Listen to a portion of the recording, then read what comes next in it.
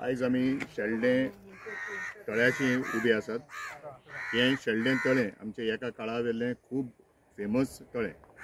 हे आमच्या गांवचे शेल्डेचे गांव भाव आपल्या ह्या तळ्याच्या उदकान शेत रोयतात आणि एका वेळार हांगा नुस्तें फेमस तळे मारतात तेन्ना। आणि ह्या तळ्याक जी खांड आसा त्या खांडीच्या वयले सायडीन एक आर्क बांदलेले आणि तेन्ना ताजें तें उदक जें आसा तें ह्या देशान पायप घालून टेम्पररी लेवलाचेर सोडलेलें। पूण तेन्नाच्यान जेन्ना हो साखव बांदून जालो तेन्ना ही पायपां भितर तशींच उरलीं आनी तातूंतल्यान उदकाची गळ जावन तें सगळें भितर फोण पडलें। हें पोरूंय जाल्लें, टेम्पररी रिपेर केलें, सोडलें, आतां परत जालां। लोकांक कितले त्रास जातात हे बी जे सरकारी यंत्रणा आसात त्या डिपार्टमेंटांनी हें पळोवचें। काम करता तेन्ना बरें काम करचें जेणे करून जे गांवचे लोक ह्या वटेच्यान ये वच करतात तांकां कोणाकूच त्रास जावं नये हाची दखल घेवची।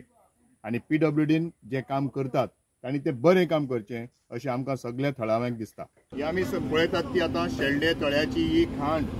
हांगा सकयल जर पळयली जाल्यार ही खांड ही आर्क बांदून जालें, पूण त्या आर्का नंतर ही खांडीची कितेंच म्हूण ताजी सेवा जाल्ली ना आनी ताका लागून ही खांड बांदिनात।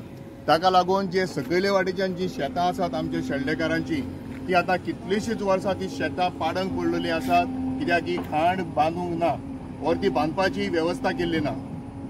आमी मागतात की ही खांड लोकांच्या बऱ्या खातीर शेल्डे तळ्याची ती बेगीच्या बेगीन बांदून घेवची, जेणे करून आमचे शेल्डेचे भाव जे आपली शेतां रोयतात तांकां ती सुविधा पयलीं लोकांची आसा ती तांकां परत उमेदीन ती शेतां रोवपाक मेळटली।